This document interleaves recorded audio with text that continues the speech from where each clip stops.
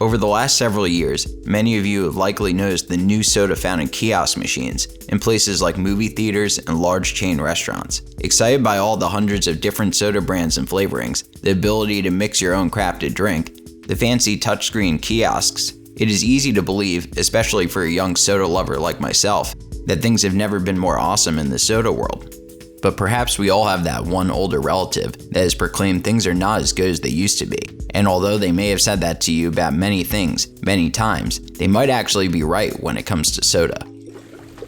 The history of soda dates back millennia ago, when people would flock to natural volcanic springs, where they believed natural carbonated water could cure illnesses by drinking or bathing in it. In the 1700s, this belief still persisted, and many scientists attempted to create machines to artificially create carbonated water in drinks. Joseph Priestley was the first to accomplish this feat, publishing the book Impregnating Water with Fixed Air in 1772. And Johann Jacob Schweppe created the first device to carbonate water in 1783. By the turn of the 19th century in Europe, many were successful in creating the first initial soda fountains. But in America, the product really started to take off in 1832, when John Matthews, known as the Soda Fountain King, started manufacturing soda fountains at a fervent pace, spraying them across the country in the decades following. At first, the soda fountain machines were popular at pharmacies. Druggists would make their own handcrafted formulas, as the carbonated drinks were still considered to be therapeutic and good for you, dubbed as pick-me-ups and nerve stimulants. Hey, Doc, you got a good remedy for a cold? Why, you got a cold? No, but in case I get one, I want a good remedy. Before the Pure Food and Drug Act of 1906, any kind of ingredient could be mixed into soda, including stimulants such as cola nuts, caffeine, and cocaine.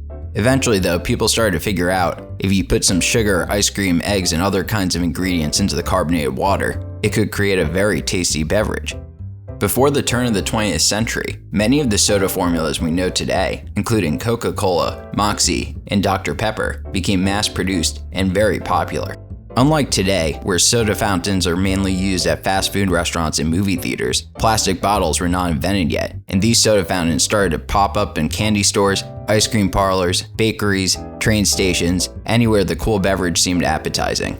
With the passing of Prohibition in 1919 and going into the 1920s, soda fountains started to become a legal alternative to speakeasies and became a popular place to gather. Now, Dan, one at a time, one at a time! These establishments would have a bartender of sorts, called a soda jerk, named after the jerking motion they made when pulling the handle to draw soda. Many fountains became known for different specialties, as they mixed creative and name-brand syrups with ice cream and other popular ingredients to loyal customers.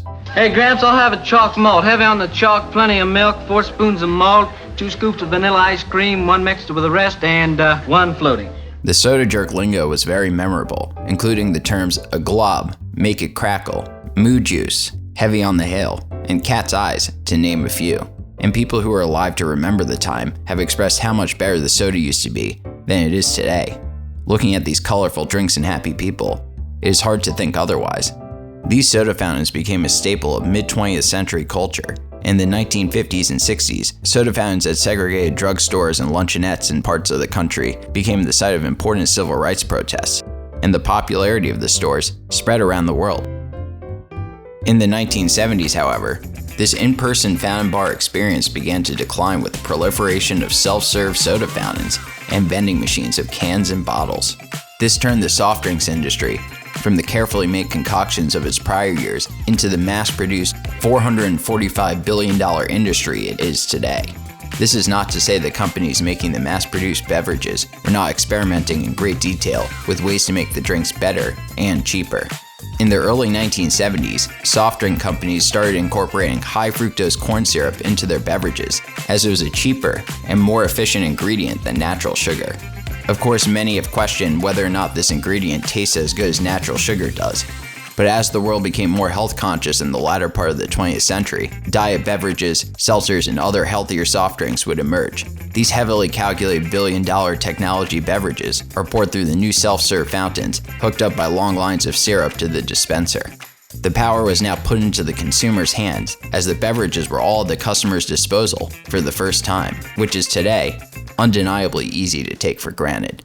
Though there are surely fun advantages, it seems to pale in comparison to the craft soda fountain culture of the past. I can't help but think the art of soda making has died in favor of convenience and comfort, rather than passion and shared culture. Self-pouring machines and mass-produced products, however, is the superior technology and is the future, whether many traditionalists care to believe it or not.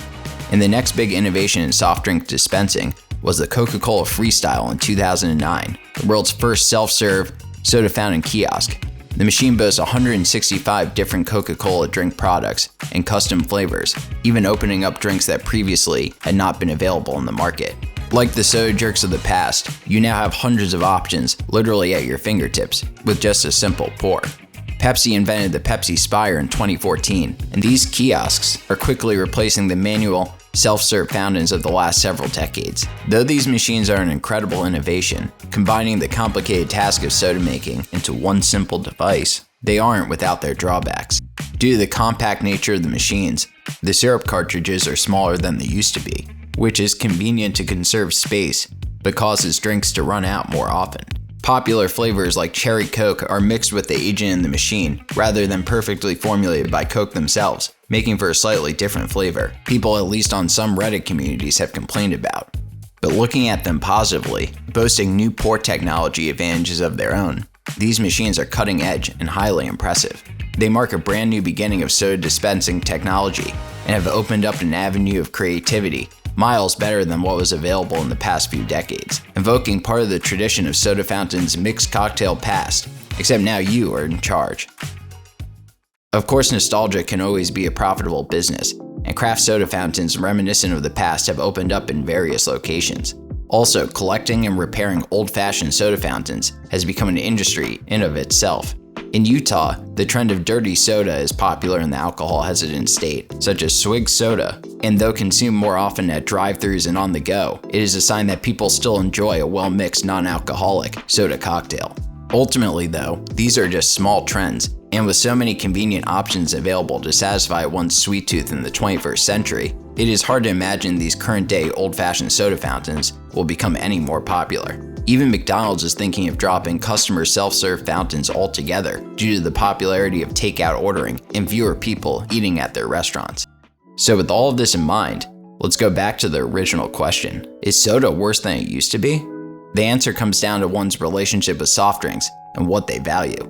As a daily soda drinker myself, though these old fountains look like they would have been a cool culture to have been a part of, and I love a good scoop of ice cream in a soft drink as much as the next person, I must honestly ask myself if I would exchange that for the convenient, cheap, customizable, addictive, and scientifically concocted recipes offered to me today. Probably not. Perhaps we take for granted the modern conveniences we enjoy today, but at the same time, we might also miss and sometimes even forget the quality and culture of things once so cherished in the past. Thank you so much for watching. Consider subscribing and check out another video.